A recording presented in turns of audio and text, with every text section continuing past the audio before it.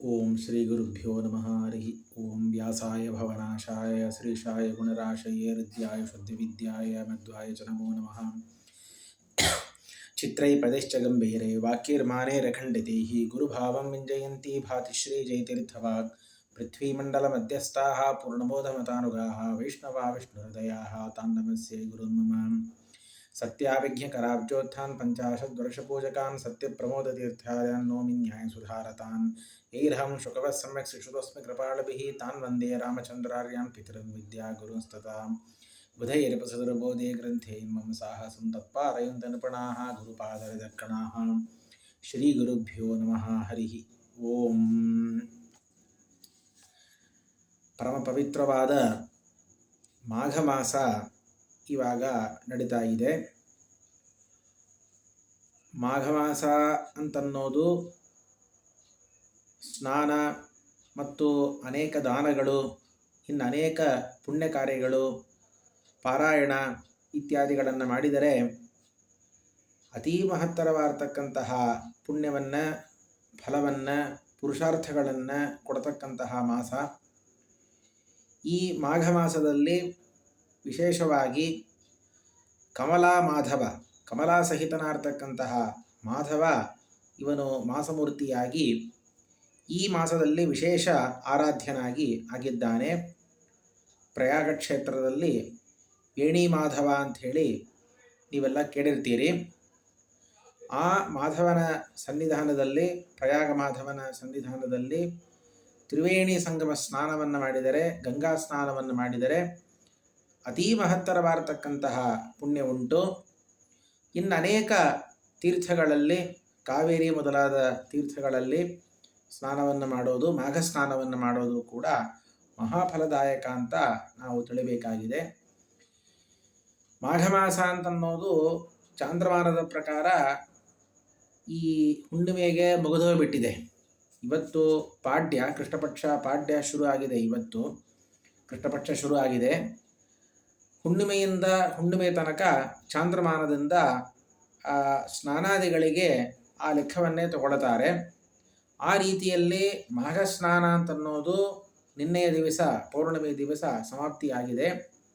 ಆದರೂ ಕೂಡ ಆರ್ಯಮಾನದಿಂದ ಇನ್ನೂ ಮಾಘ ಮಾಸ ಮುಂದಿನ ಅಮಾವಾಸ್ಯವರೆಗೂ ಇನ್ನೂ ಮಾಘ ಮಾಸ ಇನ್ನೂ ಇದೆ. ಈ ಮಾಘ ಮಾಸದ ಮಾಹಾತ್ಮ್ಯ ನಾವು ಪುರಾಣಗಳಲ್ಲಿ ನಾವು ನೋಡುತ್ತೇವೆ. ಅನೇಕ ಮಾಸ ಮಾಹಾತ್ಮ್ಯಗಳನ್ನು ಅಲ್ಲಲ್ಲೇ ನಾವು ಪುರಾಣಗಳಲ್ಲಿ ನಾವು ನೋಡಬಹುದು. ವೈಶಾಖ ಮಾಸ ಮಾಹಾತ್ಮ್ಯ, ಮಾರ್ಗಶೀರ್ಷ ಮಾಹಾತ್ಮ್ಯ, ಭಾದ್ರಪದ, ಚೈತ್ರ, ಜ್ಯೇಷ್ಠ, ಹೀಗೆ ಅನೇಕ ಮಾಸಗಳ ಮಾಹಾತ್ಮ್ಯಗಳನ್ನು ಅಲ್ಲಲ್ಲಿ ಪುರಾಣಗಳಲ್ಲಿ ನಾವು ನೋಡುತ್ತೇವೆ. ಈ ಮಾಘ ಮಾಸ ಮಾಹಾತ್ಮ್ಯ ಅಂತನ್ನೋದು ವಾಯುಪುರಾಣದಲ್ಲಿ ಅನೇಕ ಅಧ್ಯಾಯಾತ್ಮಕವಾಗಿ ನಾವು ಕಾಣಬಹುದು. ಬೇರೆ ಮಾಸ ಮಾಹಾತ್ಮ್ಯಗಳಕ್ಕಿಂತಲೂ ಕೂಡ ಈ ವಾಯುಪುರಾಣದ ಮಾಘ ಮಾಸ ಮಾಹಾತ್ಮ್ಯದಲ್ಲಿ ಅನೇಕ ಶಾಸ್ತ್ರ ತತ್ವಗಳನ್ನು, ಕಠಿಣವಾಗಿರತಕ್ಕಂತಹ ಪ್ರಮೇಯಗಳನ್ನು ಕೂಡ ನಾವಿಲ್ಲಿ ಕಾಣಬಹುದು. ಬರೀ ಕಥಾಗಳು ಅಷ್ಟೇ ಅಲ್ಲದೆ ಉಪದೇಶ ಅಂತ ಋಷಿಗಳು ಮಾಡೋ ಕಾಲಕ್ಕೆ ಅನೇಕ ಶ್ರೀಮದಾಚಾರ್ಯರ ಶಾಸ್ತ್ರಗಳಲ್ಲಿ, ಸರ್ವಮೂಲ ಗ್ರಂಥಗಳಲ್ಲಿ, ವಿಶೇಷವಾಗಿ ಪ್ರಕರಣ ಗ್ರಂಥಗಳಲ್ಲಿಯೂ ಕೂಡ ಏನು ನಾವು ಕಠಿಣವಾದ ಪ್ರಮೇಯಗಳನ್ನು, ಪ್ರಮಾಣಗಳನ್ನು, ಇತರ ಚರ್ಚೆಗಳನ್ನು ನಾವು ಆಚಾರ್ಯರ ಸರ್ವಮೂಲ ಗ್ರಂಥ, ಟೀಕಾ ಗ್ರಂಥ, ಟಿಪ್ಪಣಿ ಗ್ರಂಥಗಳಲ್ಲಿ ನಾವು ಕಾಣುತ್ತೇವೋ ಅದೆಲ್ಲವನ್ನೂ ಕೂಡ ನಾವಿಲ್ಲಿ ಮಾಘಮಾಸ ಮಹಾತ್ಮ್ಯದಲ್ಲಿ ಪ್ರಸಕ್ತಾನುಪ್ರಸಕ್ತವಾಗಿ ಋಷಿಗಳು ತಮ್ಮ ಶಿಷ್ಯರಿಗೆ ಹೇಳೋದನ್ನು ನಾವು ಕಾಣಬಹುದು. ವಿಶೇಷವಾಗಿ ಮಾಧವಸ್ತವರಾಜ ಅಂತ ಒಂದು ಸ್ತೋತ್ರ ಒಂದಿದೆ. ಈ ಪ್ರಯಾಗ ಮಾಧವನನ್ನು, ಕಮಲಾ ಮಾಧವನನ್ನು ವಿಶೇಷವಾಗಿ ಸ್ತುತಿಸ್ತಕ್ಕಂತಹ ಒಂದು ಅತೀ ವಿಶಿಷ್ಟವಾಗಿರ್ತಕ್ಕಂತಹ ಸ್ತೋತ್ರ ಮಾಧವ ಸ್ತವರಾಜ ಅಂಥೇಳಿ. ಸ್ತವ ಅಂತಂದರೆ ಸ್ತೋತ್ರ, ಸ್ತವ ಅಂತಂದರೆ ಸ್ತೋತ್ರವನ್ನು ಸಂಸ್ಕೃತದಲ್ಲಿ ಸ್ತವ ಅಂತೂ ಕರೀತಾರೆ. ಸ್ತವರಾಜ, ಸ್ತೋತ್ರಗಳಲ್ಲೇ ರಾಜವಾದದ್ದು, ಅತೀ ಶ್ರೇಷ್ಠವಾಗಿರ್ತಕ್ಕಂತಹ ಸ್ತೋತ್ರ. ಮಾಧವನನ್ನು ಸ್ತುತಿಸುವ ಈ ಸ್ತೋತ್ರ ರಾಜ, ಇದನ್ನೇ ಮಾಧವ ಸ್ತವರಾಜ ಅಂತ ಇದರ ಹೆಸರನ್ನು ನೀವೆಲ್ಲ ಕೇಳಿರಬಹುದು. ವಾಯುಪುರಾಣದಲ್ಲಿ ಬರತಕ್ಕಂತಹ ಈ ಮಾಘ ಮಾಸ ಮಹಾತ್ಮ್ಯದ ಮಧ್ಯದಲ್ಲಿ ಈ ಗಾಲವ ಋಷಿಗಳು ಅನೇಕ ಶ್ರೋತೃಗಳಿಗೆ ಈ ಮಾಧವಸ್ತವರಾಜದ ಬಗ್ಗೆ ಪ್ರಸ್ತಾವವನ್ನು ಮಾಡ್ತಾರೆ. ಮಾಘ ಮಾಸದಲ್ಲಿ ಏನೇನು ಪಾರಾಯಣಗಳು ಅತಿ ಶ್ರೇಷ್ಠವಾದದ್ದು ಅಂತ ಹೇಳುವಾಗ ಗೀತಾ ಪಾರಾಯಣ, ವಿಶೇಷವಾಗಿ ವಿಭೂತಿ ರೂಪಾಧ್ಯಾಯ, ವಿಶ್ವರೂಪಾಧ್ಯಾಯ ಅವುಗಳ ಪಾರಾಯಣವನ್ನು ಅತೀ ಮಹಾಫಲವುಳ್ಳದ್ದು ಅಂತ ತಿಳಿಸ್ತಾರೆ ಕಾಲವರ್ಷಿಗಳು. ಮತ್ತು ವಿಷ್ಣು ಸಹಸ್ರನಾಮ ಪಾರಾಯಣ, ಭಾಗವತದ ಪಾರಾಯಣ, ಭಾಗವತದ ಪಠನ ಶ್ರವಣ ಅದಕ್ಕೂ ಮಹಾಫಲವನ್ನು ಮಾಘ ಮಾಸದಲ್ಲಿ ಹೇಳುತ್ತಾರೆ. ತದನಂತರದಲ್ಲಿ ಈ ಯಾವ ಮಾಧವಸ್ತವರಾಜದ ಬಗ್ಗೆ ಅವರು ಪ್ರಸ್ತಾವವನ್ನು ಮಾಡ್ತಾರೆ. ಮಾಧವಸ್ತವರಾಜಂತೂ ಮಾಘೇ ನಿತ್ಯಂ ಪಠೆನ್ನರ ತೇನೇಷ್ಟಂ ತೇನ ದತ್ತಂಚ ತೇನ ಸರ್ವಮನುಷ್ಠಿತಂ. ಯಾರು ಈ ಮಾಘ ಮಾಸದಲ್ಲಿ ಈ ಮಾಧವಸ್ತವರಾಜವನ್ನು ಪಠನ ಮಾಡ್ತಾನೋ, ಪ್ರತಿನಿತ್ಯ ಯಾರು ಪಠನ ಮಾಡ್ತಾನೋ ಅವನು ಎಲ್ಲ ಯಜ್ಞಗಳನ್ನು ಮಾಡಿದವನಾಗಿ, ಎಲ್ಲ ದಾನಗಳನ್ನು ಮಾಡಿದವನಾಗಿ, ಎಲ್ಲ ಸತ್ಕರ್ಮಗಳನ್ನು ಕೂಡ ಅನುಷ್ಠಾನ ಮಾಡಿದವನಾಗಿ ಅವನು ಆಗುತ್ತಾನೆ. ವಿಷ್ಣು ಸಹಸ್ರನಾಮದ ಪಾರಾಯಣವನ್ನು 3 ಆವೃತ್ತಿ ಮಾಡಿದರೆ ಏನು ಫಲವೋ ಅಷ್ಟು ಫಲ ಒಂದು ಸಾರ್ತಿ ಮಾಧವಸ್ತವರಾಜವನ್ನು ಹೇಳೋ ಮಾತ್ರಕ್ಕೆ ಆ ಫಲ ಸಿಗುತ್ತದೆ ಅಂತ ಗಾಲವರ್ಷಿಗಳು ಹೇಳ್ತಾರೆ. ಆವಾಗ ಅವರ ಶಿಷ್ಯರು ಶ್ರೋತೃಗಳು ಅದರ ಬಗ್ಗೆ ವಿಶೇಷ ಜಿಜ್ಞಾಸೆಯನ್ನು ಮಾಡ್ತಾರೆ. ಈ ಮಾಧವಸ್ತವರಾಜ ಅಂತ ಏನೋ ಹೇಳಿದಿರಲ್ಲ, ಅದನ್ನು ನಾವು ಕೇಳಬೇಕು ಅಂತ ನಾವು ಬಹಳ ಅಪೇಕ್ಷಾ ಪಡ್ತಾ ಇದ್ದೇವೆ. ಇದಕ್ಕೆ ಏನು ಫಲ, ಇದನ್ನು ಯಾರು ಲೋಕದಲ್ಲಿ ಪ್ರಕಾಶನ ಮಾಡಿದ್ದು, ಇದನ್ನು ಮೊದಲು ಇದನ್ನು ಉಪದೇಶ ಮಾಡಿದ್ದು ಯಾರು, ಇದು ಈ ವಿಷಯದಲ್ಲಿ ನಮಗೆ ಬಹಳ ಕುತೂಹಲ ಇದೆ, ಅದನ್ನು ತಾವು ಹೇಳಬೇಕು ಅಂತ ಗಾಲವರಲ್ಲಿ ಪ್ರಾರ್ಥನೆ ಮಾಡಿದಾಗ ಆವಾಗ ಗಾಲವರ್ಷಿಗಳು ಈ ಮಾಧವಸ್ತವರಾಜವನ್ನು ನಾವು ಪಾರಾಯಣ ಮಾಡುವುದಕ್ಕಿಂತ ಮುಂಚೆ ನಾವು ಅವಶ್ಯ ಮಾಡಬೇಕಾದ ಅನೇಕ ಆಚಾರಗಳನ್ನು ಕೂಡ ಅವರು ತಿಳಿಸ್ತಾರೆ. ಮೊದಲು ಪಾದಗಳನ್ನು ಪ್ರಕ್ಷಾಳನ ಮಾಡಿಕೊಂಡು ಕೈಕಾಲುಗಳನ್ನು ಚೆನ್ನಾಗಿ ಶುದ್ಧ ಮಾಡಿಕೊಂಡು ಆಚಮನ ಮಾಡಿ ಆಸನದಲ್ಲಿ ಕುಳಿತವನಾಗಿ ಅಂಗನ್ಯಾಸ ಕರನ್ಯಾಸಗಳನ್ನು ಮಾಡಿಕೊಂಡು ತದನಂತರದಲ್ಲಿ ನಾವು ಈ ಮಾಧವಸ್ತವರಾಜವನ್ನು ನಾವು ಪಾರಾಯಣ ಮಾಡಬೇಕಾಗಿದೆ. ಮಾಘ ಮಾಸದಲ್ಲಿ ವಿಶೇಷವಾಗಿ ಗುರು ನಮಸ್ಕಾರವನ್ನು ಮಾಡಿ ಪಾಪಪುರುಷ ವಿಸರ್ಜನವನ್ನು ಮಾಡಿ, ಪಾಪಪುರುಷ ವಿಸರ್ಜನ ನಾವು ಪ್ರತಿನಿತ್ಯ ಅನುಷ್ಠಾನ ಮಾಡೋರು ಇದ್ದಾರೆ, ಅನೇಕ ಜನ ಇದ್ದಾರೆ. ಈ ಬ್ರಹ್ಮಹತ್ಯ ಶಿರಸ್ಕಂಚ ಸ್ವರ್ಣಸ್ಥೆ ಭುಜದ್ವಯಂ ಅಂಥೇಳಿ ಆ ಪಾಪಪುರುಷನನ್ನು ಧ್ಯಾನ ಮಾಡಿ ವಾಮಗುಕ್ಷೆಯಲ್ಲಿ ಎಡ ಹೊಟ್ಟೆಯಲ್ಲಿ ಅವನನ್ನು ಪಾಪಪುರುಷನನ್ನು ಧ್ಯಾನ ಮಾಡಿ ಅವನನ್ನು ಪರಮಾತ್ಮ ವಾಯುಬೀಜದಿಂದ ಅದನ್ನು ಆ ಪಾಪಪುರುಷನನ್ನು ಪರಮಾತ್ಮ ಶೋಷಣ ಮಾಡ್ತಾನೆ. ಸಂಕರ್ಷಣ ರೂಪದಿಂದ ಅದನ್ನು ಪರಮಾತ್ಮ ಆ ಪಾಪಪುರುಷನನ್ನು ದಹನ ಮಾಡ್ತಾ ಇದ್ದಾನೆ ಅಂತ ಚಿಂತಿಸಿ ನಮ್ಮ ಶರೀರವನ್ನು ಅಮೃತವೃಷ್ಟಿಯಿಂದ ನಾವು ಆಪ್ಲಾವನವನ್ನು ಮಾಡಿ ಶುದ್ಧಪಡಿಸಿಬಿಟ್ಟು ತದನಂತರ ಪ್ರಾಣಾಯಾಮವನ್ನು ಮಾಡಬೇಕು. ಪಾಪಪುರುಷ ವಿಸರ್ಜನವನ್ನು ಮುಗಿಸಿ ತದನಂತರ ಪ್ರಾಣಾಯಾಮವನ್ನು ಮಾಡಿ ಗಾಯತ್ರಿ ಮಂತ್ರದಿಂದ ಪಂಚಾಂಗನ್ಯಾಸವನ್ನು ಮಾಡಬೇಕಾಗಿದೆ.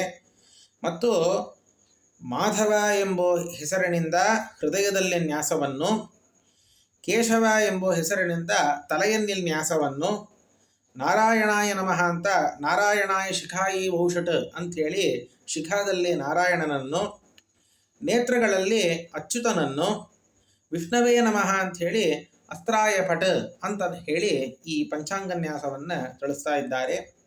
ಈ ಪ್ರಾಣಾಯಾಮ ಗಾಯತ್ರಿ ಮಂತ್ರದಂಥ ಪಂಚಾಂಗನ್ಯಾಸ ಮತ್ತು ಮಾಧವ ಕೇಶವ ನಾರಾಯಣ ಅಚ್ಯುತ ವಿಷ್ಣು ಈ ಪರಮಾತ್ಮನ ನಾಮಗಳಿಂದ ಪಂಚಾಂಗನ್ಯಾಸವನ್ನು ಮಾಡಿ ತದನಂತರ ಈ ಮಂತ್ರವನ್ನು ಸರ್ವಪಾಪಗಳ ಪರಿಹಾರಕ್ಕೋಸ್ಕರ ಈ ಮಂತ್ರವನ್ನು ಮಾಧವಸ್ತವರಾಜ ಎಂಬ ಈ ಮಂತ್ರವನ್ನು ನಾವು ಪ್ರಯೋಗವನ್ನು ನಾವು ಮಾಡಬೇಕು, ಪಠನವನ್ನು ನಾವು ಮಾಡಬೇಕು. ಭುಕ್ತಿ ಮುಕ್ತಿ ಪ್ರದೋನೃಣಾಂ ಸರ್ವರೋಗ ವಿನಾಶನಃ, ಎಲ್ಲ ಪಾಪಗಳನ್ನು ಪರಿಹರಿಸುವ, ಎಲ್ಲ ರೋಗಗಳನ್ನು ವಿನಾಶ ಮಾಡುವ, ಭುಕ್ತಿಯನ್ನು ಮುಕ್ತಿಯನ್ನು ಕೊಡತಕ್ಕಂತಹ ಈ ಮಂತ್ರ ಅಂಥೇಳಿ ಆ ಮಂತ್ರವನ್ನು ಗಾಲವರ್ಷಿಗಳು ಹೇಳುತ್ತಾರೆ. ಅಚ್ಯುತಾನಂತ ಗೋವಿಂದ ಪ್ರಣತಾರ್ತಿ ವಿನಾಶನ ದೇಹಿಮೇತ್ಯ ಮನಃಶುದ್ಧ್ಯಂ ತ್ವನ್ನಾಮ ಸ್ಮರಣಾಧರೇ. ಅನೇಕ ಪರಮಾತ್ಮನನ್ನು ಕುರಿತು ಸಂಬೋಧನ, ಪರಮಾತ್ಮನ ನಾಮಗಳನ್ನು ಹೇಳಿ ಹೇಳಿ ಹೇಳಿ ದೇವರನ್ನು ಸಂಬೋಧನ ಮಾಡಿ ಒಂದೊಂದು ಶ್ಲೋಕದಲ್ಲಿಯೂ ಕೂಡ ಪ್ರಾರ್ಥನೆಯನ್ನು ಮಾಡುತ್ತಾರೆ. ಹೇ ಅಚ್ಯುತ ಅನಂತ ಗೋವಿಂದ, ಈ ಪರಮಾತ್ಮನ ನಾಮತ್ರಯ ಅಂತ ಪ್ರಸಿದ್ಧ ಇದು. ಅಚ್ಯುತಾನಂತ ಗೋವಿಂದ ನಾಮೋಚ್ಚಾರಣ ಭೇಷಜಾತ್ ನಶ್ಯಂತಿ ಸಕಲಾರೋಗಾ ಸತ್ಯಂ ಸತ್ಯಂ ವದಾಮ್ಯಹಂ ಅಂಥೇಳಿ ಯಾವ ಔಷಧ ವೈದ್ಯಗಳಿಂದಲೂ ಆಗದೇ ಇರತಕ್ಕಂತಹ ರೋಗಗಳು ಕೂಡ ಈ ನಾಮತ್ರಯ ಸಂಕೀರ್ತನವನ್ನು ಭಕ್ತಿಯಿಂದ ಮಾಡಿದರೆ ಅದು ಪರಿಹಾರವಾಗುತ್ತದೆ ಅಂತ ಹೇಳುತ್ತಾರೆ. ಅದರಿಂದ ಮೊದಲಿಗೆ ಈ ನಾಮತ್ರಯವನ್ನೇ ಹೇಳುತ್ತಾರೆ. ಅಚ್ಯುತಾನಂತ ಗೋವಿಂದ ಪ್ರಣತಾರ್ತಿ ವಿನಾಶನ, ನಮಸ್ಕಾರ ಮಾಡತಕ್ಕಂತಹ ತನ್ನ ಭಕ್ತರ ಆರ್ತಿಯನ್ನು ದುಃಖವನ್ನು ವಿನಾಶ ಮಾಡುವನೇ, ನನಗೆ ನಿನ್ನ ನಾಮಸ್ಮರಣ ಪ್ರಯುಕ್ತವಾಗಿ ಮೊದಲಿಗೆ ನನಗೆ ಮನಃಶುದ್ಧಿಯನ್ನು ಕೊಡು ಶ್ರೀಹರಿಯೇ ಅಂತ ಪ್ರಾರ್ಥನೆಯನ್ನು ಮಾಡುತ್ತಾರೆ. ಋಷಿಕೇಶ ಜಗದ್ವ್ಯಾಪಿನ್ ಸರ್ವಸಾಕ್ಷಿನ್ ದಯಾನಿಧೆ ಇಂದ್ರಿಯಾಣ್ ಅನುಕೂಲಾನಿ ಸದಾ ಧರ್ಮೇಶು ಮೇ ಕುರು. ಹೇ ಋಷಿಕೇಶ, ಋಷಿಕ ಅಂದರೆ ಇಂದ್ರಿಯಗಳು, ಇಂದ್ರಿಯಗಳಿಗೆಲ್ಲ ಸ್ವಾಮಿಯಾರ್ತಕ್ಕಂತಹ, ಜಗತ್ತನ್ನು ವ್ಯಾಪಿಸಿ ಇರತಕ್ಕಂತಹ ಸರ್ವಸಾಕ್ಷಿ. ನಾವು ನಮ್ಮ ಶಾಸ್ತ್ರದಲ್ಲಿ ಸಾಕ್ಷಿ ಅಂತ ಒಂದು ಇಂದ್ರಿಯವನ್ನು ನಾವು ಹೇಳುತ್ತೇವೆ, ಸ್ವರೂಪಭೂತವಾಗಿರತಕ್ಕಂತಹ ಇಂದ್ರಿಯ ಅಥವಾ ಅದರಿಂದ ಅಭಿವ್ಯಕ್ತವಾಗತಕ್ಕಂತಹ ಸ್ವರೂಪಭೂತವಾದ ಜ್ಞಾನ, ಅದನ್ನು ಸಾಕ್ಷಿ ಎಂದು ಕರೀತಾರೆ ಶಾಸ್ತ್ರದಲ್ಲಿ. ಪರಮಾತ್ಮನಿಗೆ ಆ ಹೆಸರು ಮುಖ್ಯ, ಸರ್ವಸಾಕ್ಷಿನ್, ಎಲ್ಲ ಜಗತ್ತನ್ನು ಸಾಕ್ಷಾತ್ತಾಗಿ ನೋಡುವುದರಿಂದ ಪರಮಾತ್ಮನನ್ನು ಸರ್ವಸಾಕ್ಷಿ ಎಂದು ಕರೀತಾರೆ. ಹೇ ದಯಾನಿಧೆ, ನನ್ನ ಎಲ್ಲ ಇಂದ್ರಿಯಗಳನ್ನು ಕೂಡ ಧರ್ಮಕ್ಕೆ ಅನುಕೂಲವನ್ನಾಗಿ ಮಾಡು. ಇದು ಒಟ್ಟಿಗೆ ಎಲ್ಲ ಇಂದ್ರಿಯಗಳನ್ನು ಸೇರಿ ಪ್ರಾರ್ಥನೆ ಮಾಡುತ್ತಾರೆ.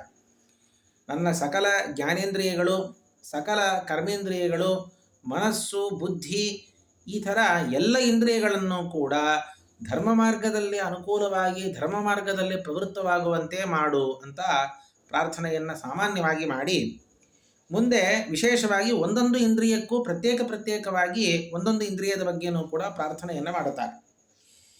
ಯಶ್ಚಕ್ಷುರ್ಗಃ ಸೂರ್ಯಗಶ್ಚ ಸೂರ್ಯಾತ್ಮ ಸೂರ್ಯಸೇವಿತಃ ದರ್ಶಯಸ್ವ ಮಹಾಬಾಹೋ ಸದಾ ಮೇ ಧರ್ಮ ಪದ್ಧತಿಂ.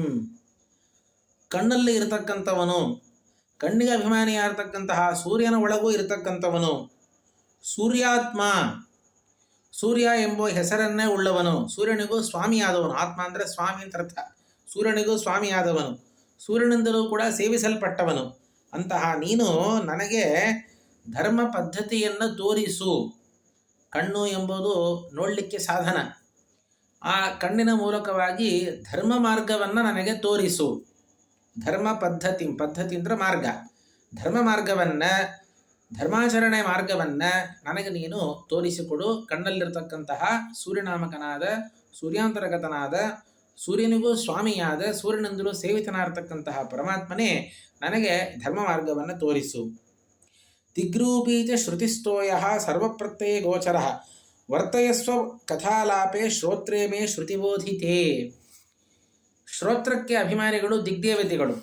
ಶ್ರೋತ್ರ ನಮ್ಮ ಕಿವಿ ಎಂಬ ಇಂದ್ರಿಯ ಉಂಟಲ್ಲ, ಅದಕ್ಕೆ ಅಭಿಮಾನಿಗಳು ದಿಗಭಿಮಾನಿ ದೇವತೆಗಳು, ಪೂರ್ವ ಪಶ್ಚಿಮ ಮೊದಲಾದ ದಿಕ್ಕಿನ ಅಭಿಮಾನಿ ದೇವತೆಗಳು ತಾನೇ ಶ್ರೋತ್ರಕ್ಕೆ ದೇವತೆಗಳಾಗಿದ್ದಾರೆ.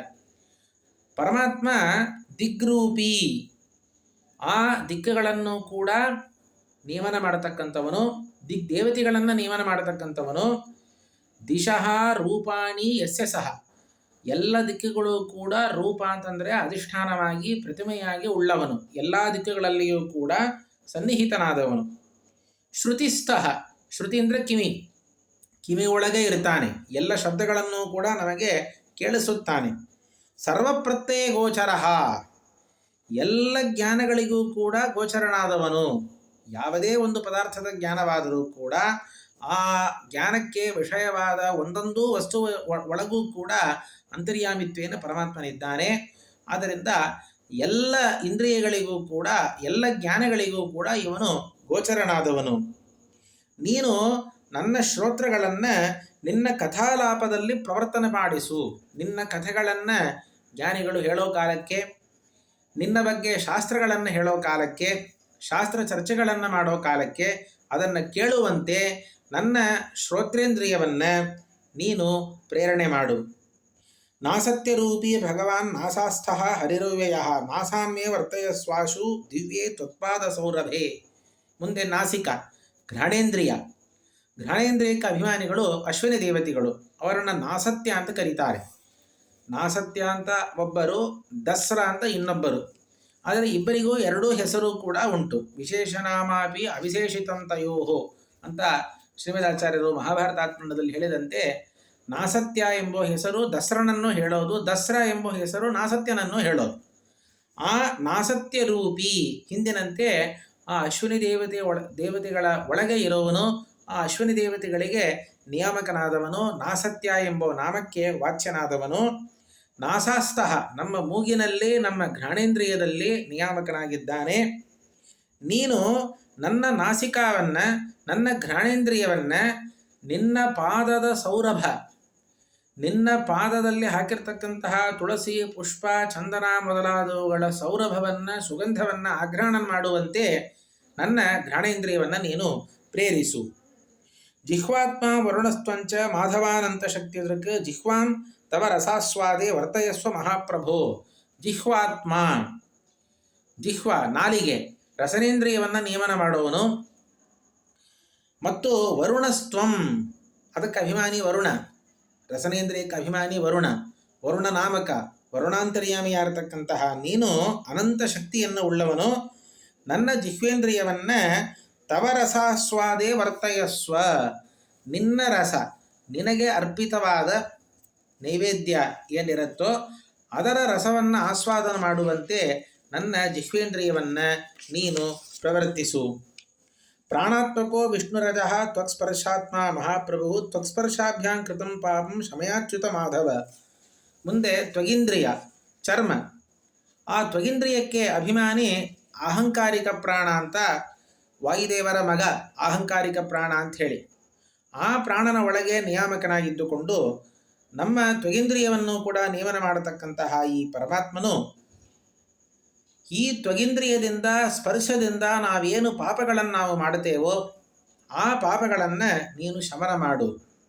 ನಾವು ನಮ್ಮ ತೊಗಲಿನಿಂದ ಅಸ್ಪೃಶ್ಯವಾದ ವಸ್ತುಗಳನ್ನು ನಾವು ಸ್ಪರ್ಶ ಮಾಡ್ತೇವೆ. ಯಾವುದನ್ನು ಮುಟ್ಟಬಾರದೋ ಅಂಥ ವಸ್ತುಗಳನ್ನು ಕೂಡ ನಮ್ಮ ತೊಗಲಿನಿಂದ ನಾವು ಮುಟ್ತೇವೆ.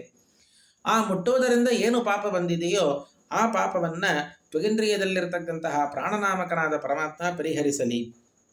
ಸ್ವಸ್ಥಃ ಸ್ವನಾಮ ಭಗವಾನ್ ಸರ್ವವ್ಯಾಪಿನ್ ಮಹಾಪ್ರಭೋ ಯದಾಕಾಶಾತ್ ತ್ವರುತ್ತಂ ಚ ಪಾಪಂ ಪ್ರಶಮಯಾಚ್ಯುತ. ಖಸ್ಥಃ ಖನಾಮ, ಖ ಅಂದರೆ ಆಕಾಶ.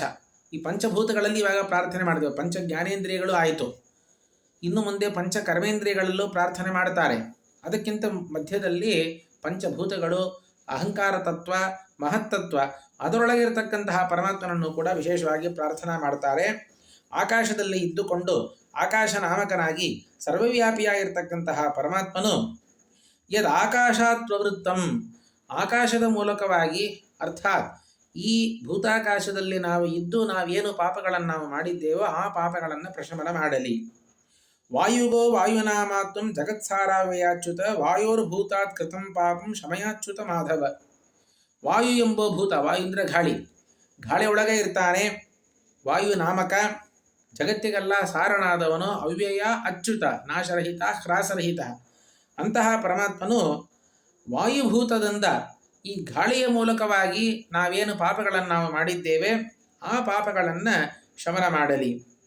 ತೇಜಸ್ಥಿತಃ ವನ್ನಿನಾಮ ಸ್ವಯಂ ಜ್ಯೋತಿಸ್ತ್ವಮಾದಿದೃಕ್ ತೇಜೋಭೂತಾತ್ ಕೃತಂ ಪಾಪಂ ಶಮಯಾಚ್ಯುತ ಮಾಧವ. ಇದೇ ರೀತಿಯಿಂದ ತೇಜಸ್ಸಿನಲ್ಲಿ ಅಗ್ನಿಯಲ್ಲೇ ಇರ್ತಾನೆ. ವನ್ನಿನಾಮಕನಾಗಿ, ಅಗ್ನಿನಾಮಕನಾಗಿ, ಸ್ವಯಂ ಜ್ಯೋತಿ, ಸ್ವಪ್ರಕಾಶನಾಗಿ ಇರತಕ್ಕಂಥವನು. ಯಾವುದೇ ಒಂದು ಜ್ಞಾನಕ್ಕೆ, ತನ್ನ ಜ್ಞಾನಕ್ಕೆ ಇನ್ನೊಬ್ಬರನ್ನು ಅಪೇಕ್ಷಿಸದೇ ಇರುವವನು. ಆದ್ದರಿಂದ ಪರಮಾತ್ಮನನ್ನು ಸ್ವಯಂ ಜ್ಯೋತಿ ಎಂದು ಕರೀತಾರೆ.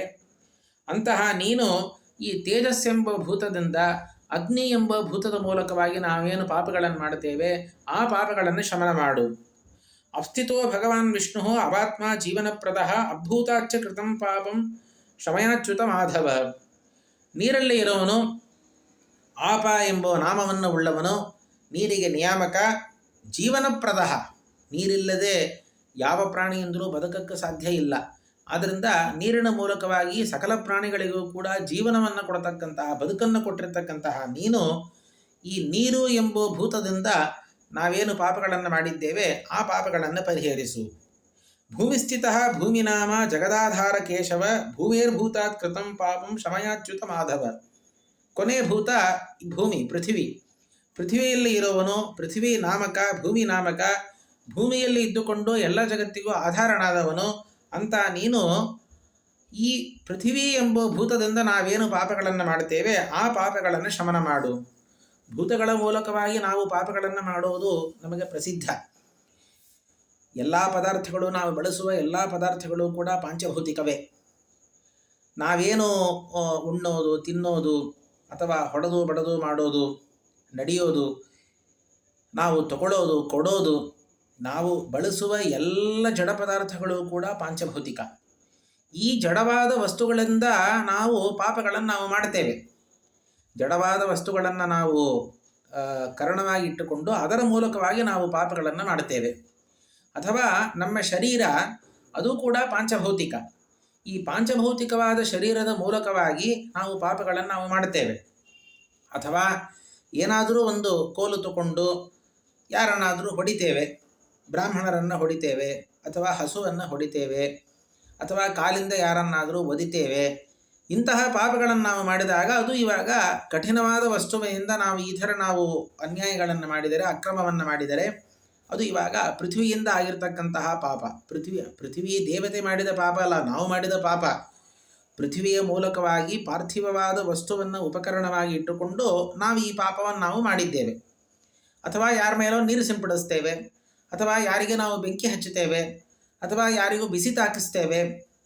ಈ ಥರ ಆ ತೇಜಸ್ಸಿಂದ, ಜಲದಿಂದ, ಅಥವಾ ನಮ್ಮ ಶರೀರದಲ್ಲಿರ್ತಕ್ಕಂತಹ ಜಲಭಾಗದಿಂದ, ತೇಜೋಭಾಗದಿಂದ ನಾವು ಏನೋ ಪಾಪಗಳನ್ನು ನಾವು ಮಾಡುತ್ತೇವೋ ಆ ಎಲ್ಲ ಪಾಪಗಳನ್ನು ಕೂಡ ಈ ಪಂಚಭೂತಗಳಲ್ಲಿ ಸನ್ನಿಹಿತನಾಗಿರ್ತಕ್ಕಂತಹ ಪರಮಾತ್ಮ ಪರಿಹಾರವನ್ನು ಮಾಡಲಿ. ಅನಿವಾರ್ಯವಾಗಿ ನಾವು ಈ ಪಾಪಗಳನ್ನು ನಾವು ಮಾಡುತ್ತೇವೆ, ತಿಳಿದು ಮಾಡುತ್ತೇವೆ, ತಿಳಿಯದೇನೂ ಮಾಡುತ್ತೇವೆ. ಇದು ಪಾಪ ಅಂತ ಗೊತ್ತಿದ್ದರೂ ಕೂಡ ಕೆಲವೊಂದು ಸಾರ್ತಿ ಅದನ್ನು ನಾವು ಅಂತಹ ಪಾಪಗಳನ್ನು ನಾವು ಮಾಡಿಬಿಡುತ್ತೇವೆ. ಅದಕ್ಕೋಸ್ಕರ ಈ ಪಾಪಗಳನ್ನು ಪರಿಹಾರ ಮಾಡು ಅಂತ ಅನ್ನೋದರ ತಾತ್ಪರ್ಯ, ಮಾಡಿದ ಪಾಪಗಳನ್ನು ಪರಿಹಾರ ಮಾಡು, ಮುಂದೆ ಇಂತಹ ಪಾಪಗಳು ನಾವು ಮಾಡದೇ ಇರುವಂತೆ ನಮಗೆ ಅನುಗ್ರಹಿಸು, ಕರುಣಿಸು. ಅವಾಯ್ಡ್ ಮಾಡೋದು ಅಂತಾರಲ್ಲ, ಪ್ರಿವೆನ್ಷನ್ ಅಂತಾರೆ. ಮುಂದೆ ಈ ಥರ ಪಾಪಗಳನ್ನು ನಾವು ಮಾಡಬಾರದು. ಹಿಂದೆ ಏನು ಪಾಪಗಳನ್ನು ಮಾಡಿದ್ದೇವೆ ಆ ರೀತಿಯಾದ ಪಾಪಗಳನ್ನು ಮುಂದೆ ನಾವು ಮಾಡಬಾರದು. ಆ ಮಾಡುವ ಬುದ್ಧಿಯನ್ನು ನಮಗೆ ಕೊಡಬೇಡ ಅಂಥೇಳಿ ಇದು ಕೂಡ ಪಾಪದ ಪರಿಹಾರ ಅಂದರೆ ಇದು ಒಂದು ಅರ್ಥವನ್ನು ನಾವು ತಗೊಳ್ಳಬಹುದು. ಈ ಥರ ಪಂಚಭೂತಗಳಲ್ಲಿ ದೇವರನ್ನು ಪ್ರಾರ್ಥಿಸಿ ಮುಂದೆ ಮಹತ್ತತ್ವ ಅಹಂಕಾರ ತತ್ವದಲ್ಲೂ ಕೂಡ ಪ್ರಾರ್ಥನೆ ಮಾಡುತ್ತಾರೆ. ಮಹಾನ್ ಮಹದ್ಗತೋ ವಿಷ್ಣು ಜಗದ್ಧೇತು ಜನಾರ್ದನ ನಿಧಾನಂ ಕರ್ಮಣೋ ವಿಷ್ಣು ಶಮಯಾಚ್ಯುತ ಮಾಧವ. ಮಹತ್ತತ್ವದಲ್ಲೇ ಇದ್ದಾನೆ. ಮಹಾನ್ ಎಂಬ ಹೆಸರುಳ್ಳಂತಹ ಬ್ರಹ್ಮದೇವರು, ಮಹತ್ತತ್ವಕ್ಕೆ ಅಭಿಮಾನಿಯಾಗಿರ್ತಕ್ಕಂತಹ ಬ್ರಹ್ಮದೇವರು ಅವರೊಳಗೆ ಇದ್ದಾನೆ. ಆ ಮಹತ್ತತ್ವದ ಮೂಲಕವಾಗಿ ಇಡೀ ಜಗತ್ತನ್ನು ಕೂಡ ಸೃಷ್ಟಿಸಿದವನು, ಸಕಲ ಕರ್ಮಗಳಿಗೂ ಕೂಡ ಕಾರಣನಾದವನು. ಅಂತಹ ಪರಮಾತ್ಮ ನಮ್ಮ ಎಲ್ಲ ಪಾಪಗಳನ್ನು ಪರಿಹರಿಸಲಿ. ಯಶ್ಚಾಹಂಕಾರಗೋ ವಿಷ್ಣು ಜಗದ್ಧೇತು ನಿರಾಶ್ರಯ ಅಹಂಕಾರಾತ್ ಕೃತಂ ಪಾಪಂ ಶಮಯಾಚ್ಯುತ ಮಾಧವ. ಅಹಂಕಾರ ತತ್ವದಲ್ಲಿ ಪರಮಾತ್ಮ ಇದ್ದಾನೆ, ರುದ್ರದೇವರೊಳಗೆ ಇದ್ದಾನೆ. ಅಹಂಕಾರಕ್ಕೆ ಅಭಿಮಾನಿಯಾಗಿರ್ತಕ್ಕಂತಹ ಶೇಷರುದ್ರ ಗರುಡರಲ್ಲೇ ಇದ್ದಾನೆ. ಇದು ಕೂಡ ಜಗತ್ತಿಗೆ ಕಾರಣ. ಮಹತ್ತತ್ವಕ್ಕೆ ಅನಂತರ ಅಹಂಕಾರ ತತ್ವವು ಕೂಡ ಎಲ್ಲ ಜಗತ್ತಿಗೂ ಕಾರಣವಾಗಿದೆ. ನಿರಾಶ್ರಯ, ತನಗೆ ತಾನೇ ಆಶ್ರಯ, ಬೇರೆ ಆಶ್ರಯ ಪರಮಾತ್ಮನಿಗೆ ಇಲ್ಲ. ಅಂತಹ ಪರಮಾತ್ಮ ಅಹಂಕಾರದಿಂದ, ಅಹಂಕಾರ ತತ್ವದ ಮೂಲಕವಾಗಿ, ಅಥವಾ ಪ್ರಸಿದ್ಧವಾದ ಅಹಂಕಾರ, ಗರ್ವ, ಅದರಿಂದ ನಾವೇನು ಪಾಪಗಳನ್ನು ಮಾಡಿದ್ದೇವೆ ಆ ಪಾಪಗಳನ್ನು ಶಮನ ಮಾಡು. ಮನಸ್ತಃ ಕಾಮರೂಪಿ ಪ್ರವರ್ತಕ ನಿವರ್ತಕ ಮನಸಾತು ಕೃತಂ ಪಾಪಂ ಶಮಯಾಚ್ಯುತ ಮಾಧವ. ಮನಸ್ಸಲ್ಲೇ ಇದ್ದಾನೆ, ಮನೋಭಿಮಾನಿಯಾಗಿರ್ತಕ್ಕಂತಹ ಕಾಮನಲ್ಲಿ, ಮನ್ಮಥನಲ್ಲೇ ಇದ್ದಾನೆ. ಪ್ರವರ್ತಕ ನಿವರ್ತಕ, ಸಕಲ ಪ್ರವೃತ್ತಿ ನಿವೃತ್ತಿಗಳಿಗೂ ಕೂಡ ಕಾರಣವಾದದ್ದು ಮನಸ್ಸು ತಾನೆ. ಮನಸ್ಸಿನಿಂದಲೇ ನಾವು ಪ್ರವೃತ್ತರಾಗ್ತೇವೆ, ಮನಸ್ಸಿನಿಂದಲೇ ನಾವು ನಿವೃತ್ತರಾಗ್ತೇವೆ. ಆ ಮನಸ್ಸಲ್ಲೇ ಇದ್ದುಕೊಂಡು ಮನೋನಿಯಾಮಕನಾಗಿ ನಮ್ಮ ಪ್ರವೃತ್ತಿ ನಿವೃತ್ತಿಗಳಿಗೆ ಕಾರಣನಾದವನು ನೀನು. ಮನಸ್ಸಿನಿಂದ ನಾವೇನು ಪಾಪಗಳನ್ನು ಮಾಡಿದ್ದೇವೆ ಆ ಪಾಪಗಳನ್ನು ಶಮನ ಮಾಡು. ಈ ಪಾಪ ಇನ್ನೂ ಹೆಚ್ಚು. ಇತರ ಇಂದ್ರಿಯಗಳಿಂದ ನಾವು ಮಾಡುವ ಪಾಪಕ್ಕಿಂತಲೂ ಕೂಡ ಮಾನಸಿಕ ಪಾಪಗಳು, ಮನಸ್ಸಿಂದ ನಾವು ಮಾಡತಕ್ಕಂತಹ ಪಾಪಗಳು ತುಂಬ ಇದೆ. ಆ ಪಾಪಗಳನ್ನು ಪರಿಹಾರ ಮಾಡು. ಬುದ್ಧಿಗೋ ಬುದ್ಧಿನಾಮಾತ್ಮಂ ಬೋಧಾತ್ಮ ಹರಿರೀಶ್ವರ ಬುದ್ಧ್ಯಾತು ಯತ್ಕೃತಂ ಪಾಪಂ ಶಮಯಾಚ್ಯುತ ಮಾಧವ. ಬುದ್ಧಿ ಎಂಬ ಇಂದ್ರಿಯದಲ್ಲೇ ಇದ್ದಾನೆ. ಬುದ್ಧಿಭಿಮಾನಿಯಾಗಿರ್ತಕ್ಕಂತಹ ಸರಸ್ವತಿ ದೇವಿಯಲ್ಲಿ ನಿಯಾಮಕನಾಗಿದ್ದಾನೆ. ಬೋಧಾತ್ಮ ಜ್ಞಾನಸ್ವರೂಪನಾಗಿದ್ದಾನೆ. ಅಂತಹ ಶ್ರೀಹರಿಯು ಬುದ್ಧಿಯಿಂದ ನಾವೇನು ಪಾಪಗಳನ್ನು ಮಾಡಿದ್ದೇವೆ, ಬುದ್ಧಿಪೂರ್ವಕವಾಗಿ ಬುದ್ಧಿಯಿಂದ ನಾವೇನು ಪಾಪಗಳನ್ನು ಮಾಡಿದ್ದೇವೆ ಅದನ್ನು ಪರಿಹರಿಸು. ಇಲ್ಲಿವರೆಗೂ ಜ್ಞಾನೇಂದ್ರಿಯಗಳಲ್ಲಿಯೂ ಮಹತ್ತತ್ವ, ಅಹಂಕಾರ ತತ್ವ, ಮನಸ್ಸು, ಬುದ್ಧಿಗಳಲ್ಲಿ, ಪಂಚಭೂತಗಳಲ್ಲಿ ಇರುವ ಪರಮಾತ್ಮನನ್ನು ಪ್ರಾರ್ಥನೆ ಮಾಡಿದ್ದಾರೆ. ಮುಂದೆ ಕರ್ಮೇಂದ್ರಿಯಗಳು. ಮೊದಲು ವಾಗೀಂದ್ರಿಯ. ವಾಚಿಸ್ಥಿತೋ ವನ್ಯರೂಪಿ ಗುಹಾಶ್ರಯ ನಿರಾಶ್ರಯ ವಾಚಾಕೃತಂ ಮಹತ್ಪಾಪಂ ಶಮಯಾಚ್ಯುತ ಮಾಧವ. ವಾಗೀಂದ್ರಿಯದಲ್ಲಿ ಅದರ ಅಭಿಮಾನಿಯಾಗಿರ್ತಕ್ಕಂತಹ ಅಗ್ನಿದೇವನಲ್ಲಿ ನಿಯಾಮಕನಾಗಿರ್ತಕ್ಕಂತಹ ಪರಮಾತ್ಮನೇ. ಗುಹಾಶ್ರಯ, ಹೃದಯ ಗುಹಾವನ್ನು ಆಶ್ರಯವಾಗಿ ಉಳ್ಳವನು. ನಿರಾಶ್ರಯ, ತನಗ ತಾನೇ ಆಶ್ರಯ, ಬೇರೆ ಆಶ್ರಯವನ್ನು ಅಪೇಕ್ಷಿಸದೇ ಇರುವನು. ವಾಚಾಕೃತವಾಗಿರ್ತಕ್ಕಂತಹ ಪಾಪ. ವಾಗೀಂದ್ರಿಯಗಳಿಂದ ನಾವು ತುಂಬ ಪಾಪಗಳನ್ನು ನಾವು ಮಾಡುತ್ತೇವೆ. ಕೆಟ್ಟ ಮಾತುಗಳನ್ನು ಆಡುತ್ತೇವೆ, ಆಡಬಾರದ ಮಾತುಗಳನ್ನು ಹೇಳುತ್ತೇವೆ, ಮತ್ತು ದೊಡ್ಡವರನ್ನು ನಿಂದನೆ ಮಾಡುತ್ತೇವೆ. ಅದೆಲ್ಲವೂ ಕೂಡ ನಾವು ಹರಟೆ ಮಾತುಗಳನ್ನು ಆಡುತ್ತೇವೆ, ವ್ಯರ್ಥ ಮಾತುಗಳನ್ನು ಆಡುತ್ತೇವೆ, ಶಾಸ್ತ್ರಕ್ಕೆ ವಿರುದ್ಧವಾಗಿ ಮಾತಾಡುತ್ತೇವೆ. ಇದೆಲ್ಲ ವಾಗೀಂದ್ರಿಯದಿಂದ ಆಗ್ತಕ್ಕಂತಹ ಪಾಪಗಳು. ಈ ಪಾಪಗಳನ್ನು ಮಹತ್ಪಾಪಂ ಅಂತಾರೆ. ವಾಚಾಕೃತಂ ಮಹತ್ಪಾಪ. ಈ ಪಾಪಗಳು ತುಂಬ ದೊಡ್ಡದು, ಅದನ್ನು ಪರಿಹಾರ ಮಾಡು. ಹಸ್ತಸ್ಥಃ ಭಗವಾನ್ ವಿಷ್ಣು ದಕ್ಷಕಃ ಪುಣ್ಯವಿಗ್ರಹ ಯದ್ಧಸ್ತಾಭ್ಯಾಂ ಕೃತಂ ಪಾಪಂ ಶಮಯಾಚ್ಯುತ ಮಾಧವ. ಹಸ್ತಗಳು, ಕೈಗಳಲ್ಲೇ ಇರತಕ್ಕಂಥವನು. ಕೈಗ ಅಭಿಮಾನಿ ದಕ್ಷ ಪ್ರಜಾಪತಿ. ಇಂದ್ರದೇವರು ಅಭಿಮಾನಿಗಳು, ದಕ್ಷ ಪ್ರಜಾಪತಿಯು ಅಭಿಮಾನಿಯಾಗಿದ್ದಾರೆ. ಅವರೊಳಗೆ ಇರತಕ್ಕಂಥವನು ಪುಣ್ಯ ವಿಗ್ರಹ, ಪವಿತ್ರವಾಗಿರತಕ್ಕಂತಹ ಸ್ವರೂಪವುಳ್ಳವನು. ಹಸ್ತಗಳಿಂದ, ಕೈಗಳಿಂದ ನಾವು ಮಾಡಿದ ಪಾಪಗಳನ್ನು ಪರಿಹರಿಸು. ಪಾದಸ್ಥಿತಃ ಜಯಂತಾಹ್ವ ಭಗವಾನ್ ಗರುಡಾಸನಃ ಯತ್ಪದ್ಭ್ಯಾಂಚ ಕೃತಂ ಪಾಪಂ ಶಮಯಾಚ್ಯುತ ಮಾಧವ. ಪಾದದಲ್ಲಿ ಇರುವವನು, ಪಾದಾಭಿಮಾನಿಯಾರತಕ್ಕಂತಹ ಜಯಂತ, ಇಂದ್ರನ ಮಗನಾರತಕ್ಕಂತಹ ಜಯಂತನಲ್ಲಿ ಇರುವವನು. ಕಾಲುಗಳಿಂದ ನಾವೇನು ಪಾಪವನ್ನು ಮಾಡಿದ್ದೇವೆ ಅದನ್ನು ನೀನು ಪರಿಹರಿಸು. ಗುಹ್ಯಸ್ಥಿತಃ ಗುಹ್ಯರೂಪಿ ಪ್ರಸವಿಷ್ಣು ರಮಾಪತಿ ಯದ್ಗುಹ್ಯೇನ ಕೃತಂ ಪಾಪಂ ಶಮಯಾಚ್ಯುತ ಮಾಧವ. ಗುಹ್ಯೇಂದ್ರಿಯದಲ್ಲಿ ಇರತಕ್ಕಂಥವನು, ನಿಯಾಮಕನಾಗಿರುವವನು. ಪ್ರಸವಿಷ್ಣು, ಜಗತ್ತನ್ನು ಪ್ರಸವ ಕೊಟ್ಟವನು. ಗುಹ್ಯೇಂದ್ರಿಯ ಎಂಬುದು ಜನನೇಂದ್ರಿಯ. ಸ್ತ್ರೀ ಪುರುಷರ ಆ ಜನನೇಂದ್ರಿಯದಲ್ಲಿ ಇದ್ದುಕೊಂಡು ಜಗತ್ತನ್ನೇ ಪ್ರಸವಿಸುವನು, ಜಗತ್ತನ್ನೇ ಹುಟ್ಟಿಸಿದವನು. ಅಂತಹ ಲಕ್ಷ್ಮೀಪತಿಯಾರತಕ್ಕಂತಹ ಪರಮಾತ್ಮ ಗುಹ್ಯೇಂದ್ರಿಯದಿಂದ ನಾವೇನು ಪಾಪಗಳನ್ನು ಮಾಡ್ತೇವೆ ಆ ಪಾಪಗಳನ್ನು ಶಮನವನ್ನು ಮಾಡಲಿ. ಇದು ಮೊದಲೇ ಹೇಳಿದಂತೆ ನಾವು ಏನು ಹಿಂದೆ ಪಾಪಗಳನ್ನು ಮಾಡಿದ್ದೇವೆ ಆ ಪಾಪಗಳನ್ನು ಪರಿಹರಿಸು. ಮುಂದೆ ಈ ಇಂದ್ರಿಯಗಳಿಂದ ನಾವು ಪಾಪಗಳನ್ನು ಮಾಡದೇ ಇರುವಂತೆ ನಮಗೆ ಬುದ್ಧಿಯನ್ನು ಕೊಡು. ಪಾಪಗಳನ್ನು ಮಾಡುವ ಬುದ್ಧಿಯನ್ನು ನಮಗೆ ಬರದೇ ಇರುವಂತೆ ಮಾಡಪ್ಪ ಅಂತ ಈ ಪ್ರಾರ್ಥನೆಯ ಅಭಿಪ್ರಾಯ. ಹರೇ ಕೃಷ್ಣ ಶಂಖಚಕ್ರ ಗದಾಧರ ಸರ್ವದಾ ಸರ್ವತೋಮಹ್ಯಂ ಕುರುಮಾಧವ ರಕ್ಷಣಂ. ಇದು ಬಹಳ ಪ್ರಸಿದ್ಧವಾದ ಶ್ಲೋಕ. ಹರೇ ಕೃಷ್ಣ ಶಂಖ ಚಕ್ರ ಗದಾಗಳನ್ನು ಧರಿಸಿದವನೇ, ಸರ್ವದಾ ಸರ್ವತೋಮಹ್ಯಂ ಕುರುಮಾಧವ ರಕ್ಷಣಂ. ಸರ್ವಕಾಲದಲ್ಲಿಯೂ ಸರ್ವ ದಿಕ್ಕುಗಳಲ್ಲಿಯೂ ಕೂಡ ನನಗೆ ರಕ್ಷಣವನ್ನು ಮಾಡು. ವಾಮನ ವಿಶ್ವಾತ್ಮನ್ ಬಲಿಧ್ವಂಸಿನ್ ಪಟೋಹರೇ ಕೃಪಾಲಯ ಸ್ಥಳೇ ಶುದ್ಧಂ ಕುರುಮಾಧವ ರಕ್ಷಣಂ. ಇನ್ನು ಮುಂದೆ ಎಲ್ಲ ಶ್ಲೋಕಗಳಲ್ಲಿಯೂ ಕೂಡ ಕುರುಮಾಧವ ರಕ್ಷಣಂ ಎನ್ನುವ ಈ ಕೊನೆಯ ಪಾದ ಎಲ್ಲ ಶ್ಲೋಕದಲ್ಲಿಯೂ ಕೂಡ ಬರ್ತಾ ಇದೆ. ವಾಮನ ರೂಪಿಯಾರ್ತಕ್ಕಂತಹ ಪರಮಾತ್ಮ ಬಲಿಯನ್ನು ಧ್ವಂಸ ಮಾಡಿದವನು, ಅರ್ಥಾತ್ ಬಲಿಚಕ್ರವರ್ತಿಯ ಐಶ್ವರ್ಯವನ್ನು ಧ್ವಂಸ ಮಾಡಿದವನು, ವಟುರೂಪಿಯಾದವನು, ಜಗತ್ತನ್ನು ವ್ಯಾಪಿಸಿದವನು, ಜಗತ್ತಿಗೆ ನಿಯಾಮಕನಾದವನು. ಅಂತಹ ನೀನು ಸ್ಥಳಗಳಲ್ಲಿ, ನೆಲದಲ್ಲಿ ನಾವು ಇರುವ ಕಾಲಕ್ಕೆ ನಮಗೆ ರಕ್ಷಣವನ್ನು ಮಾಡಲಿ. ತ್ರಿವಿಕ್ರಮ ತ್ರಿಕಾಲಜ್ಞ ತ್ರಿಧಾಮಸ್ತುಂ ತ್ರಯೀಮಯ ಸರ್ವಾಶ್ಚರ್ಯ ಕರವ್ಯೋಮ್ನಿ ಕುರುಮಾಧವ ರಕ್ಷಣಂ. ತ್ರಿವಿಕ್ರಮ ರೂಪಿಯಾರತಕ್ಕಂತಹ ಪರಮಾತ್ಮ ಇವನು ತ್ರಿಕಾಲವನ್ನು, ಅತೀತ ಅನಾಗತ ವರ್ತಮಾನ ಕಾಲಗಳನ್ನು ತಿಳಿದವನು.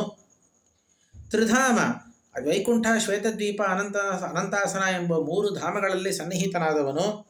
ತ್ರಯೀಮಯ, 3 ವೇದಗಳಿಗೆ ಪ್ರತಿಪಾದ್ಯನಾದವನು. ಸರ್ವಾಶ್ಚರ್ಯಕರ, ತ್ರಿವಿಕ್ರಮ ರೂಪದಿಂದ ಎಲ್ಲ ಜಗತ್ತಿಗೂ ಆಶ್ಚರ್ಯ ಉಂಟು ಮಾಡಿದವನು. ಅಂತಹ ನೀನು ಆಕಾಶದಲ್ಲಿ ನಮಗೆ ರಕ್ಷಣವನ್ನು ಮಾಡು. ವಾಮನ ನೆಲದಲ್ಲಿ ರಕ್ಷಿಸಬೇಕು, ಆಕಾಶದಲ್ಲಿ ರಕ್ಷಿಸಬೇಕು. ತ್ರಿವಿಕ್ರಮ, ನಾವು ಆಕಾಶದಲ್ಲಿಯೂ ನಾವು ಪ್ರಯಾಣ ಮಾಡ್ತೇವಲ್ಲ, ವಿಮಾನದಲ್ಲಿ, ಇವಾಗಿನ ಕಾಲದಲ್ಲಿ ನಾವು ವಿಮಾನಗಳಲ್ಲಿ ನಾವು ಪ್ರಯಾಣ ಮಾಡ್ತೇವೆ. ಆವಾಗ ನಾವು ಆಕಾಶದಲ್ಲಿ ಹೋಗುವಾಗ ತ್ರಿವಿಕ್ರಮ ನಮ್ಮನ್ನು ರಕ್ಷಿಸಲಿ. ವೇದನೇತೃ ಮಹಾಮೀನ ಜಲೇ ವರುಣಪಾಶತಃ ಯಾದೋ ಗಣೇಭ್ಯ ದೇವೇಶ ಕುರುಮಾಧವ ರಕ್ಷಣಂ. ಮತ್ಸ್ಯರೂಪಿಯಾರತಕ್ಕಂತಹ ಪರಮಾತ್ಮ ವೇದಗಳನ್ನು ತಂದುಕೊಟ್ಟವನು. ಮಹಾಮೀನ, ನೀನು ಜಲದಲ್ಲಿ ವರುಣಪಾಶದಿಂದ, ಜಲಚರ ಪ್ರಾಣಿಗಳಿಂದ ಆಪತ್ತು ಆಗದೇ ಇರುವಂತೆ ನಮ್ಮನ್ನು ರಕ್ಷಿಸು. ಮಹಾವಿಷ್ಣು ನೃಸಿಂಹತ್ವಂ ವಜ್ರಕಲ್ಪ ಮಹಾನಖ ದುರ್ಗಾಟವಿಗ್ರಹಾದಿಭ್ಯ ಕುರುಮಾಧವ ರಕ್ಷಣಂ. ನೃಸಿಂಹರೂಪಿಯಾದ ಪರಮಾತ್ಮ ವಜ್ರಕಲ್ಪ ಮಹಾನಖ, ವಜ್ರಾಯುಧಕ್ಕೆ ಸದೃಶವಾಗಿರತಕ್ಕಂತಹ ತೀಕ್ಷ್ಣವಾದ ನಖಗಳನ್ನು ಉಳ್ಳವನೇ. ನೀನು ದುರ್ಗ ಅಟವಿ ಗ್ರಹಾದಿಭ್ಯ, ದುರ್ಗಗಳು, ಅಗಮ್ಯವಾಗಿರತಕ್ಕಂತಹ ಪ್ರದೇಶಗಳಿಗೆ ಹೋಗ್ತೇವೆ, ಅಡವಿಗಳಲ್ಲಿ ಕಾಡುಗಳಲ್ಲಿ ಹೋಗ್ತೇವೆ, ಅಥವಾ ಈ ಗ್ರಹಾದಿಗಳು, ದುಷ್ಟಗ್ರಹಾದಿಗಳಿಂದ ನಮಗೇನು ಬಾಧೆಗಳು ಆಗುತ್ತೋ ಆ ಎಲ್ಲ ಬಾಧೆಗಳನ್ನು ಕೂಡ ನೀನು ಪರಿಹರಿಸು. ಯದ್ದಂಷ್ಟ್ರೇಂದ್ರ ಕಲಾಲಗ್ನ ಕಲಂಕ ಇವ ಆಕ್ಷಿತಿ ವಾರಾಹಧ್ವನಿ ಮೇ ನಿತ್ಯಂ ಕುರುಮಾಧವ ರಕ್ಷಣಂ. ನಾವು ಮಾರ್ಗದಲ್ಲಿ ಪ್ರಯಾಣ ಮಾಡೋ ಕಾಲಕ್ಕೆ ವರಾಹರೂಪಿಯಾಗಿರ್ತಕ್ಕಂತಹ ಪರಮಾತ್ಮ ರಕ್ಷಿಸಲಿ. ಯಾವ ವರಾಹರೂಪಿಯಾದ ಪರಮಾತ್ಮನ ದಂಷ್ಟ್ರ ಎಂಬುವ ಚಂದ್ರನಲ್ಲಿ ವರಾಹದೇವರಿಗೆ ಕೋರೆಹಲ್ಲಿದೆ. ಆ ಕೋರೆಹಲ್ಲು ಚಂದ್ರನಂತೆ ಇದೆ. ಅದರೊಳಗೆ ಕಳಂಕದಂತೆ ಭೂಮಿ ಕೂತಿದೆ. ಎಷ್ಟು ಸುಂದರವಾಗಿ ವರ್ಣನೆ ಮಾಡ್ತಾರೆ ನೋಡ್ರಿ. ಅರ್ಧಚಂದ್ರದಲ್ಲಿ ಸಣ್ಣದಾಗಿ ಕಲಂಕ ಕಾಣಿಸುತ್ತೆ. ಆ ಥರ ವರಾಹರೂಪಿಯಾದ ಪರಮಾತ್ಮನ ಕೋರೆಹಲ್ಲು ಅದು ಚಂದ್ರನಂತೆ ಇದೆ. ಅದರೊಳಗೆ ಭೂಮಿ ಸಣ್ಣದಾಗಿ ಕಲಂಕದಂತೆ ಕೂತಿದೆ. ಅಂತಹ ವರಾಹರೂಪಿಯಾದ ಪರಮಾತ್ಮನೇ ಮಾರ್ಗದಲ್ಲಿ ಪ್ರಯಾಣ ಮಾಡೋ ಕಾಲಕ್ಕೆ ನಮ್ಮನ್ನು ರಕ್ಷಿಸು. ಶಾರ್ಗದನ್ನನ್ ಮಹಾವೀರ್ಯ ನಾರಾಯಣ ಪರಾತ್ಪರ ಪ್ರಮಾದೋತ್ತ ಮಹಾದುಃಖಾತ್ ಕುರು ಮಾಧವ ರಕ್ಷಣಂ. ಶಾರ್ಗಧನುಸ್ಸನ್ನು ಧಾರಣ ಮಾಡಿದವನೇ, ಮಹಾಪರಾಕ್ರಮಶಾಲಿಯಾದವನೇ ನಾರಾಯಣ. ಧರ್ಮನಾರಾಯಣ ಅಂತ ಪರಮಾತ್ಮ ಯಮಧರ್ಮರಾಜನ ಮಗನಾಗಿ ಅವತಾರ ಮಾಡಿದ್ದಾನೆ. ಆ ನಾರಾಯಣ ರೂಪಿಯಾಗಿರ್ತಕ್ಕಂತಹ ಪರಮಾತ್ಮ ಪ್ರಮಾದೋತ್ಥ ಮಹಾದುಃಖಾತ್, ಪ್ರಮಾದ ಅಂದರೆ ಆಲಸ್ಯ ಅಥವಾ ಅನವಧಾನ, ಅದರಿಂದ ನಮಗೇನು ಮಹಾ ದುಃಖ ಆಗತ್ತೋ ಆ ದುಃಖದಿಂದ ನಮ್ಮನ್ನು ರಕ್ಷಿಸಲಿ. ಅನಸೂಯ ಗರ್ಭರತ್ನ ಯೋಗಿದ್ಯಯಾತ್ರಿ ಗೋತ್ರಜ ಯೋಗೋಪಾಯ ವಿಹೀನಸ್ಯ ಕುರುಮಾಧವ ರಕ್ಷಣಂ.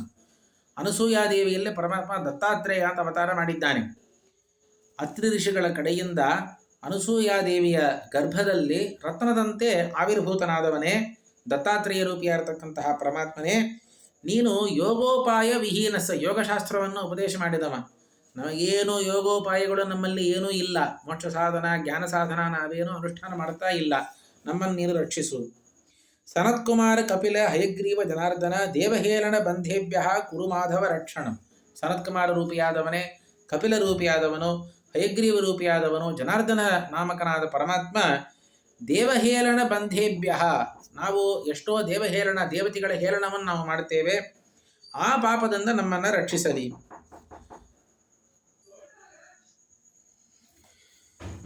ಇಲ್ಲಿವರೆಗೂ ಒಂದು 65-66 ಶ್ಲೋಕಗಳವರೆಗೂ ಹೇಳಿದ್ದೇವೆ. ಇನ್ನೂ ಇದು ಪೂರ್ಣ ಮುಗಿದಿಲ್ಲ. ಮಾಧವ ಸ್ವರಾಜ ಇನ್ನೂ ಪೂರ್ತಿ ಮುಗಿದಿಲ್ಲ. ಇನ್ನೊಂದು ದಿವಸ ಇದನ್ನು ನಾವು ಶ್ರವಣವನ್ನು ಮಾಡೋಣ. ಶ್ರೀಕೃಷ್ಣಾರ್ಪಣಮಸ್ತು.